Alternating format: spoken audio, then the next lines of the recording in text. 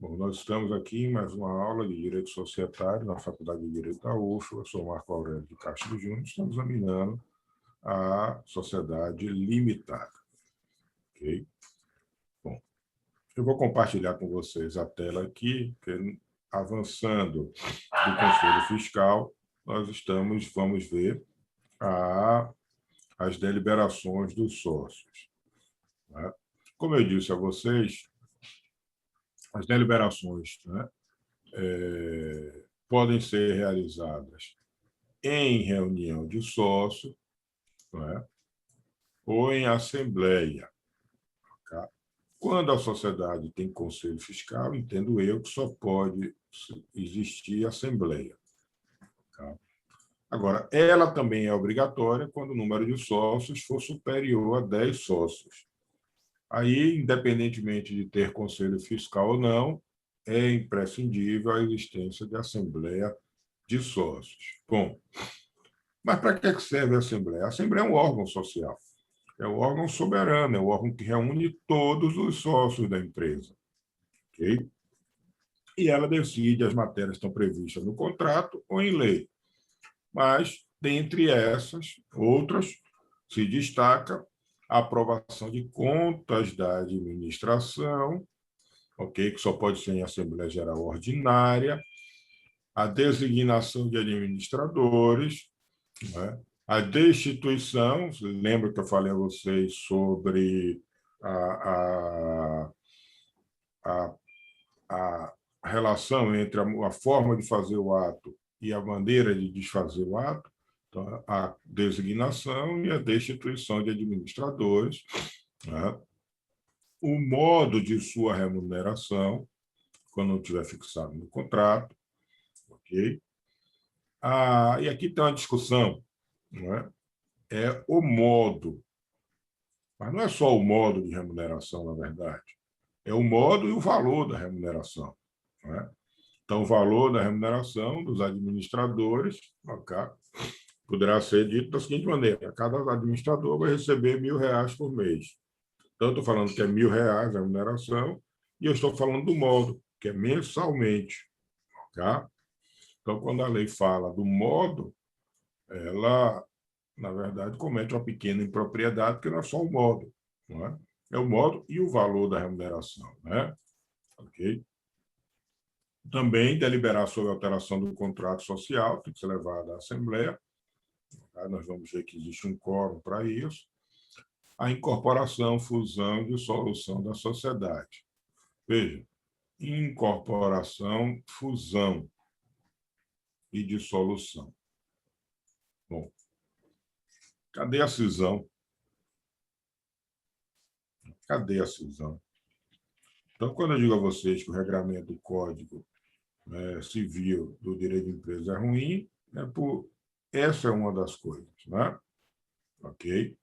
Então, vocês vão ver adiante que não há nada tratando de cisão. E é uma operação que as sociedades fazem. Adiante nós vamos ver isso. Ok? Então, a nomeação de liquidante ou destituição de liquidante. A liquidação ocorre quando a empresa vai encerrar suas atividades, né? Primeira fase é a dissolução, depois a liquidação, depois o encerramento, a extinção, né? Também o pedido de concordata, que hoje nós vamos ler como pedido de recuperação judicial. Ok? Bom, a regra é que essas deliberações, as deliberações dos sócios, ocorra, como eu disse, ou em reunião em assembleia dos sócios. Ok? E a regra também, quando eu falei a vocês do Conselho Fiscal, não é? É que essas reuniões ou assembleias sejam convocadas pelos administradores. Na hipótese deles retardarem, surge a competência do Conselho Fiscal para tanto. Okay? Bom, se todos os sócios comparecerem à reunião ou à ciência, ou declararem que sabem que ela ocorrerá naquele dia, hora e local, a convocação se torna desnecessária, porque a convocação é o ato de comunicação da ocorrência daquele fato que é a realização da Assembleia. Se todo mundo sabe que vai ocorrer, onde vai ocorrer, quando vai ocorrer, ok? E também o que será deliberado, despicienda é a convocação. Tá? Bom, também é despicienda a realização da Assembleia ou da reunião de sócios quando os sócios deliberarem por escrito, ok? Os sócios se comunicam por escrito e dizem, olha, vamos decidir isso dessa maneira. Concorda, concorda, concorda, pronto. Aquele tema foi aprovado independentemente de reunião, ok? Bom, na hipótese do pedido de recuperação, né, se a coisa for urgente, os administradores podem requerê-la, não é? E convocam a assembleia ou reunião de sócios para que ela seja conastada, convalidada nessa reunião. Tá? Outra coisa que é da natureza de decisão assemblear, né, é que toda decisão, toda deliberação que for tomada, claro, em conformidade com a lei e o contrato, vincula os sócios. Né? Pouco importa que você tenha participado ou não, pouco importa que você tenha discordado do que foi decidido. Se aquilo foi decidido na forma da lei e do contrato, você está vinculado à deliberação da Assembleia. Tá? A própria lei estabelece que tanto faz reunião ou assembleia, não é? Os efeitos e os poderes são os mesmos. Okay? Mas ela cuidou de distinguir reunião de assembleia. Okay? Bom, eu tinha dito a vocês que a regra é que a administração convoque a assembleia ou reunião dos sócios. Essa é a regra. E disse a vocês, quando eu falei que o Conselho Fiscal também pode convocar, eu antecipei dizendo que sócios, atingindo determinado quórum, podem também promover essa convocação. É o que está dito aqui no 1073. A reunião ou a assembleia também pode ser convocada por sócio quando os administradores retardarem a convocação, forem inertes, né, por mais de 60 dias. Veja que são mais de 60 dias, não são 60 dias, é mais de 60 dias. Também é um prazo em dias, não é um prazo em meses. Não é retardar por 2 meses ou por mais de 2 meses. Ok?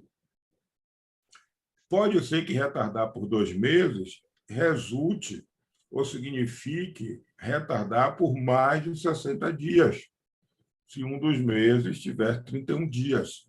Percebem? Então, e também são dias corridos, não são dias úteis. Nós não estamos falando de prazo processual. Tá? Está claro aqui? Sim, professor. Então, o sócio pode e também titulares, os sócios titulares de mais de 1/5 do capital, quando requerida por eles, não é, a administração retardar por um prazo, não é, superior a 8 dias. São duas coisas distintas. Uma, os administradores não convocaram, quando deveriam ter convocado, uma assembleia por mais de 60 dias, prazo de dias. Aí qualquer sócio pode convocar. A outra situação é reúne-se 1/5 do capital, sócios que têm 1/5 do capital, e pedem aos gestores para convocar a assembleia, e esses, no prazo de 8 dias, não a convocam. Então, aí eles podem fazer a convocação. Ok? Pelo Conselho Fiscal, nós já vimos há pouco também. Então, é assim que se convoca. Então, esses são legitimados a convocar a assembleia ou reunião de sócios. Okay? Bom, aqui, gente, quem aqui já teve alguma assembleia de condomínio? Eu professor, já tive. Já teve, né? Aí você vê lá o edital de convocação que diz: a Assembleia vai se realizar às 18 horas, 19 horas, em primeira convocação, e às 19h30, ou primeira convocação, com o quórum de X pessoas, de X condôminos, ou em segunda convocação, com qualquer número de condôminos presentes, às 19h30. Isso serve para condomínio, isso não serve para empresa. Okay? Para a empresa, faz a primeira convocação. Não tem quórum de instalação, ou seja, quantidade mínima de pessoas para começar uma assembleia, não tem assembleia. Ok? Não tem assembleia.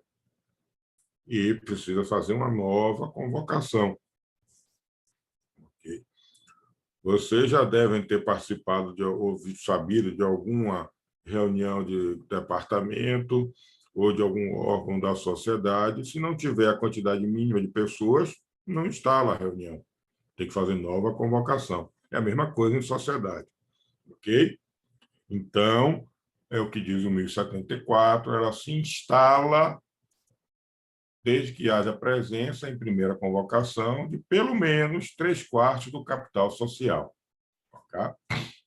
Teve 3/4, ela se instala. Não teve 3/4, não tem assembleia nem ou reunião de sócios. Faz uma nova convocação, e aí, nesta nova convocação, que é a segunda, pode ser com qualquer número de sócios para se instalar. Pode ter um sócio só, ela se instala e esse sócio delibera. Tá? O sócio pode ser representado na Assembleia ou reunião por um sócio ou por advogado, tá? Desde que tenha poderes específicos, não é? Para isso. Okay? Se tiver procuração, essa procuração vai junto com a ata para averbar no registro público. Ok? Bom, outra regra que diz respeito a regra de probidade, a regra de boa convivência, a regra de legitimidade, é que ninguém, nenhum sócio, pode votar em matéria, não é, que diga respeito diretamente. Ok? Então, tem lá, vamos decidir se vai comprar, Marco Aurélio é sócio de uma empresa, vamos decidir se vai comprar o carro de Marco Aurélio, para ser o carro da empresa. Marco Aurélio não pode votar, porque diz respeito diretamente a ele. Os outros sócios votam. Ok? Então, quando a matéria for de interesse daquele sócio, haverá um nítido conflito de interesses e, portanto, ele não participa da deliberação. Ok? Como é a dinâmica da sociedade, da reunião Assembleia de Sócios? Faz-se a convocação na forma do contrato social, mandando-se as convocações para os sócios, indicando que no dia, hora e local, que será sempre a sede da empresa, ok? Vai se deliberar sobre essa pauta, ponto 1, ponto 2, ponto 10, ponto 1000, ok? Então, no dia e hora, verifica-se se há quórum de instalação. Havendo quórum de instalação, ela se inicia. Não havendo quórum de instalação, ela não se inicia, não pode instalar. Havendo quórum, então, entre aquelas pessoas sócias que estão presentes, nomeia-se um dos sócios para presidir a Assembleia ou reunião e um outro sócio para secretariá-la, que é quem vai lavrar a ata. Ok? Bom, a ata esta, que depois de lida, checada e assinada, não é, pelos que estiverem na mesa, presidente e secretário, e também pelos sócios participantes daquela reunião assembleia, não é, torna aquelas deliberações válidas e obrigatórias para todos os sócios, ok? E deve ser levada a registro na junta comercial, ok? Que é para averbar no registro da empresa. Está claro até aqui? Está claro? Tá, Bom, professor. agora nós vamos entrar no tormentoso ponto dos quórums na limitar. O artigo 1076 diz que, ressalvado o disposto no artigo 1061, e lá vamos nós para o artigo 1061. 1061 vai dizer: a designação dos administradores não sócios depende da aprovação da unanimidade dos sócios, enquanto o capital não estiver integralizado, e de 2/3 após a integralização. Então, aí um quórum próprio do 1061. Aí a gente volta para o 1076. Ok? Bom, então, tirando aquele lá do 1061, que é para nomeação de administrador, nós temos esses quórums seguintes. Bom, pelos votos correspondentes a, no mínimo, portanto, o contrato pode estabelecer um quórum maior, de 3/4 do capital social, ok? Nos casos previstos no inciso 5 e 6 do 1071. Quais são os 5 e 6 do 1071 que exige 3/4 do capital social? Olha aqui. Quais são os números? Cadê? 5 e 6. Modificação do contrato, incorporação, fusão e dissolução da sociedade. Para isso, eu preciso de 3/4 do capital social, ou seja, 75% do capital. Ok?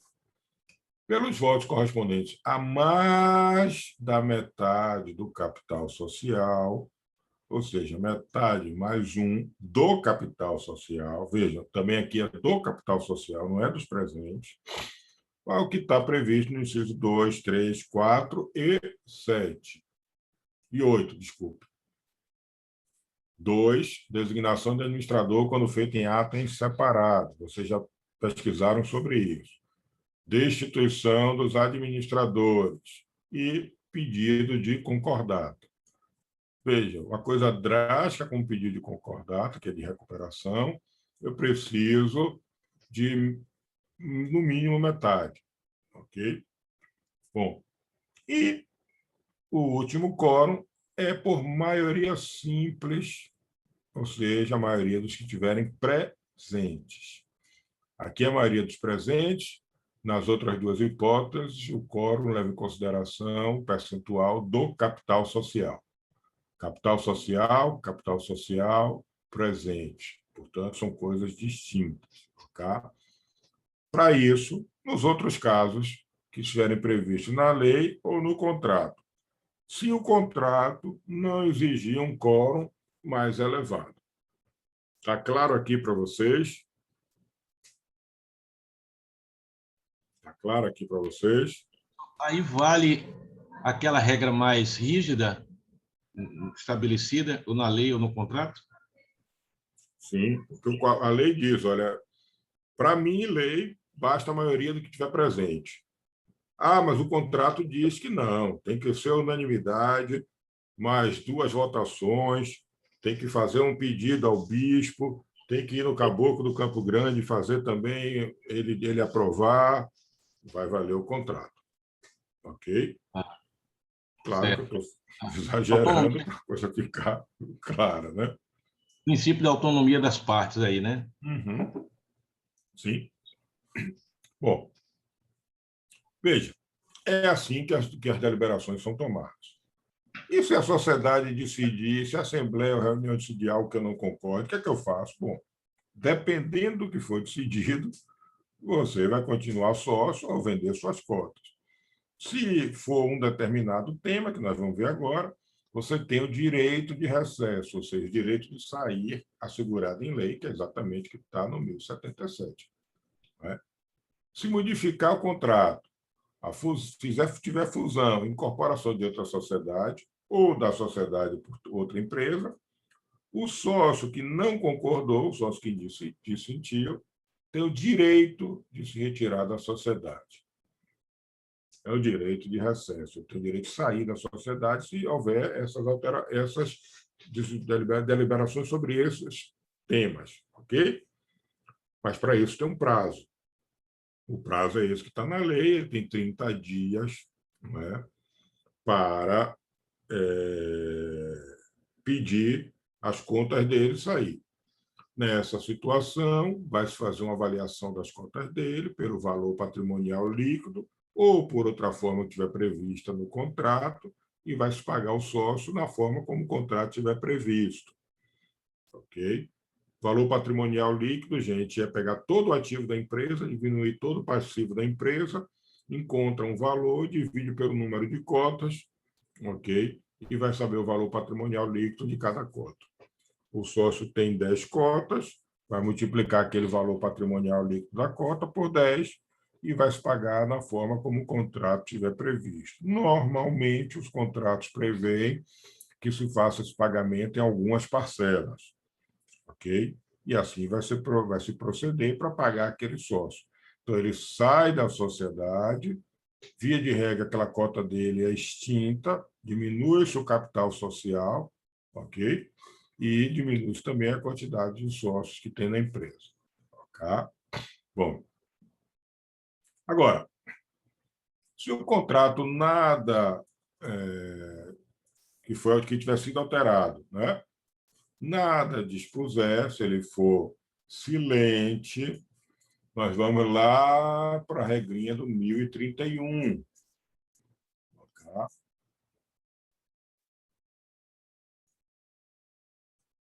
No caso, a sociedade se resolver em relação ao sócio, é aquilo que eu falei com você. Paga as cotas, a menos que haja disposição contratual ao contrário, com base no valor patrimonial da sociedade. Ok? Então, essa é a regra para pagar o sócio que sai. Não é pelo valor da cota. Ok? Isso criou uma série de polêmicas, foi levado a juízo inúmeras vezes, fixou-se jurisprudência e aqui está serenada, porque virou dispositivo legal. Pelo valor patrimonial líquido, se nada disser o contrato, ok? Mas também o contrato não pode dizer que o sujeito recebe um valor ínfimo que não corresponde à realidade da empresa. Bom,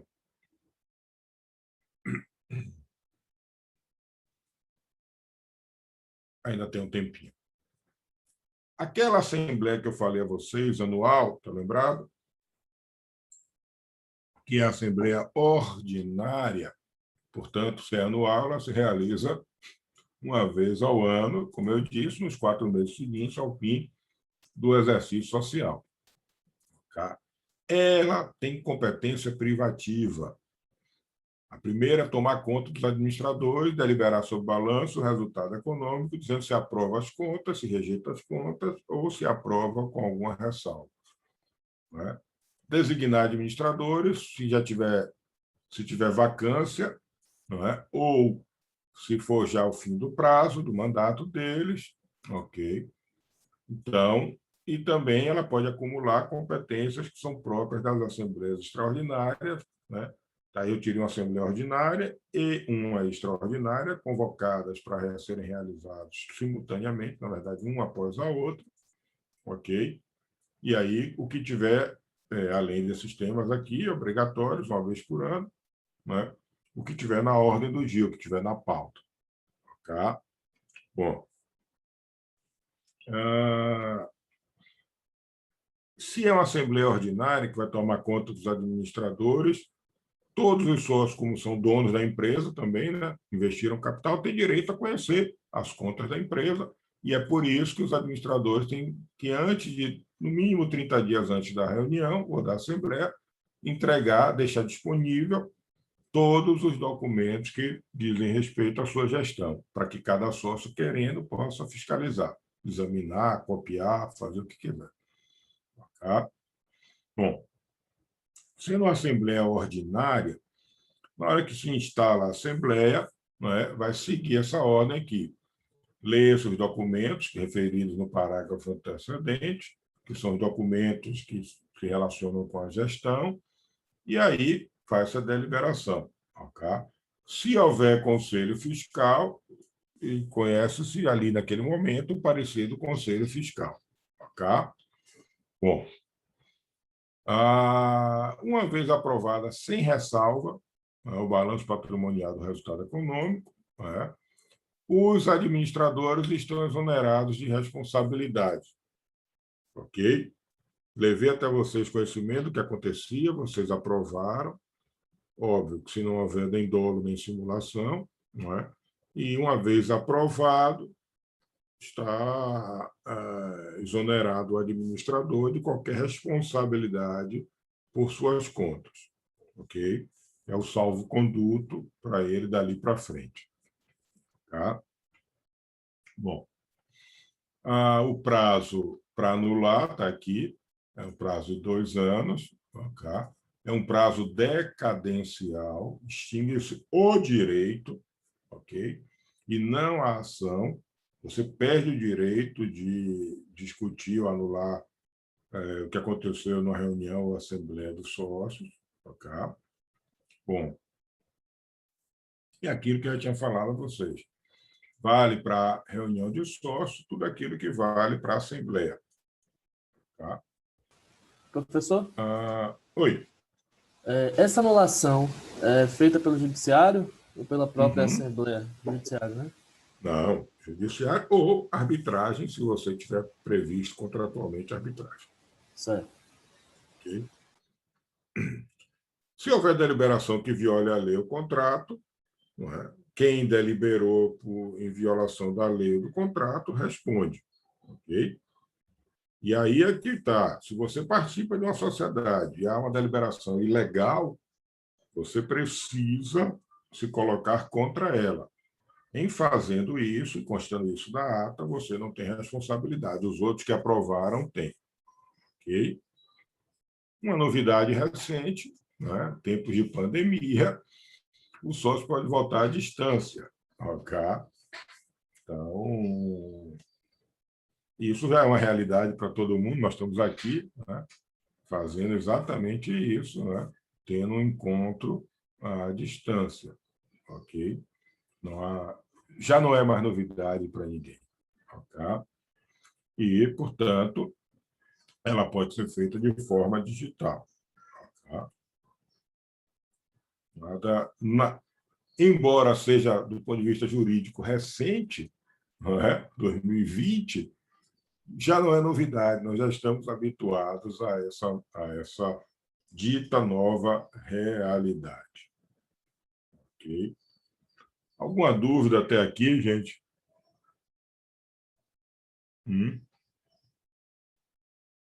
Professor, Não? na Diga, verdade, eu Marina. fiquei com a dúvida de lá do início, né? Quando deve ser assembleia ou reunião. A assembleia deve ser quando tem, obrigatoriamente, quando tem 10 sócios, não é isso? Quando tem 10, é isso mesmo que a lei diz? Não, até Cadê? 10.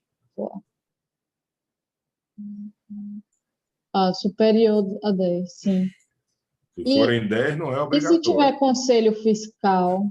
Aí, no meu entendimento, precisa ser assembleia. Entendi. Isso é um Essa é a entendimento minha dúvida. doutrinário, não é o que a lei está dizendo. É uma interpretação sistemática da lei. Ok? É porque você Mas falou isso e eu fiquei confusa, porque eu não vi na lei, né? Que só tinha essa questão aí da quantidade, não tinha falando sobre essa questão do Isso. conselho. E é por isso que eu expliquei as várias relações, os vários dispositivos que falam da Assembleia e do Conselho Fiscal, dizendo que o Conselho pode convocar a Assembleia. Ok? Não é, veja, isso não é pacífico. Não há muita gente boa que não entende assim. Ok? Então, isso também não foi ainda serenado na jurisprudência. Ok? O que existe na lei é exatamente isso que você viu aí. Se tiver mais de 10 sócios, tem de ser assembleia. Ok? Então, é de 11 em diante. Okay? 10 é uma opção. Legal. Ok? Alguma outra dúvida, gente? Alguma outra dúvida? Com relação à aula, não, professor, mas eu tenho depois com a prova, quando o senhor finalizar, aí eu pergunto. Tá. Ainda Também não não. defini como é a prova. Então, vamos parar aqui, vamos tirar as dúvidas de vocês sobre prova. Diga. Que quando fala de prova eu fico nervoso, professor. Aí eu queria saber se o senhor tem uma ideia, tipo assim, se vai ser questão objetiva, se vai ser subjetiva, é, se no caso prova aberta, se vai ser para responder em um dia, no horário da aula. O senhor já conseguiu pensar com relação a isso? Não. Em relação à questão objetiva, subjetiva, um caso, eu normalmente peço um pouquinho de cada coisa, ok? Então, mas pode ser toda objetiva também, ok? Não tenho nada definido, não. Em relação se vai ser em um dia só, provavelmente vai, ok? Ou eu vou fazer aqui com vocês ao vivo e a cores, ok? Ou de alguma maneira que vocês tenham um tempo limitado para responder, ok? Pronto, obrigado, professor. Professor, Sobre a data, isso. A data ainda não sei, mas agora a gente está chegando ao fim da limitada e aí nos habilita a fixar uma data. Assim. Professor, licença. É que o senhor tinha dito que a gente ia ter duas provas, né? A primeira queria ter limitada e a segunda que seria só a partir de SA. É só para a gente conseguir organizar, porque, na verdade, a gente tem menos de um mês de aula já, né? Acho que nosso semestre termina dia 12 de junho. Então, eu acho que talvez a gente já pudesse, se for possível, marcar essa primeira data. Tá. A gente pode marcar, então. Não tem dificuldade nenhuma. Ok. Hoje nós estamos no dia 19 de maio, não é isso? Então, Isso. a gente pode marcar para o dia 2 de junho. É um bom dia. Temos 15 dias até lá. Vocês já terá concluído na próxima aula limitada.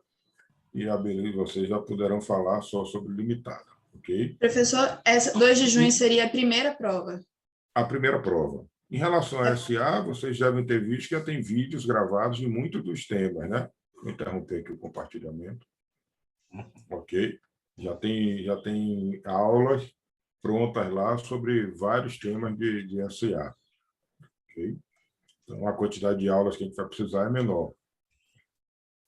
Isso é porque 2 de junho é a última semana do semestre, já, se não me engano. O semestre acaba 12 de junho, certo? Sim. Não sei quando é que acaba, não, mas se é 12... Então, a gente teria só mais uma aula para tratar de SA, se a gente for fazer a prova ao vivo no dia 2, como o senhor disse. Eu acho que pelo tamanho do semestre, se for possível, na opinião do senhor, seria melhor a gente fazer uma prova somente, ou uma prova e um trabalho, porque senão vai ficar duas provas muito próximas, vai ficar um negócio meio confuso. olha, pessoal, professor, eu acho que o semestre acaba no dia 22 de junho. Eu tenho a impressão, hein? Não, dia 12. Dia 12. Dia 12, Jorge. É 12, é? Isso. Ok. É realmente um semestre, né, atípico. Quer dizer, atípico não, porque eu acho que isso aqui vai continuar, viu, gente? Não vai mudar tão cedo, não, e depois serão híbridos o semestre daqui para frente. A minha percepção é essa. Ok? Eu vou pensar sobre fazer uma avaliação só. Eu gosto de fazer duas nos semestres físicos, vamos chamar assim, né? E falo com vocês, coloco também no WhatsApp de vocês, tá bom? Eu concordo também que seria melhor duas, mas não duas avaliações. Eu acho que a opinião da colega de fazer um trabalho, uma avaliação seria legal. Mas o senhor pensa aí, reflita e depois fala com a gente, professor. Eu passo para vocês. Tá certo? Ok, professor. Ok, gente. Então, obrigado por terem vindo. Obrigada, professor. Obrigado, gente se professor. encontra de novo na quarta, tá bom? Obrigado, professor. Tenha um bom dia a todos. Tchau, tchau. Obrigado. pessoal. Bom dia, professor.